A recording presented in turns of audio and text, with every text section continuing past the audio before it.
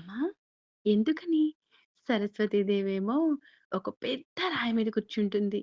And Lakshmidevi ఒక lotus flower మీద కూర్చుంటుంది అని ఒక చిన్న పిల్లవాడు వాళ్ళ అమ్మనడిగాడు. అప్పుడు వాళ్ళమ్మ చెప్పింది, "లోటస్ ఫ్లవర్ ఎక్కడుంటుంది? నీటిలో ఉంటుంది. దాన్ని నువ్వు తీసుకోవాలంటే కన్ఫర్మ్‌గా నీటిలో దిగాలి. దిగిన తర్వాత చాలా ఫాస్ట్‌గా స్విమ్మింగ్ చేశావనుకో, అది నీ చేతికి దొరకకుండా కొంచెం దూరం వెళ్తుంది.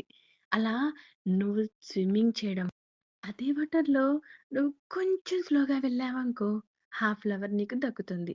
అందుకే లక్ష్మీదేవి లోటస్ ఫ్లవర్ మీద కూర్చుంటుంది. మెల్లగా అప్రోచ్ అవ్వాలి లక్ష్మీదేవిని. పోనీ ఎక్కువ కాలం ఉంటుందా అంటే ఉండదు. వెళ్ళిపోతుంది, మళ్ళీ తెచ్చుకోవాలి. వెళ్ళిపోతుంది, మళ్ళీ తెచ్చుకోవాలి.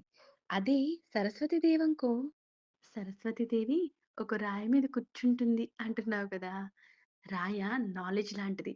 ఒక్కసారి సంపాదించావనుకో, దానికి చావంటూ ఉండదు. అది ఎప్పుడు నీతోనే ఉంటుంది. ఎప్పుడు నీతోనే ఉంటుంది.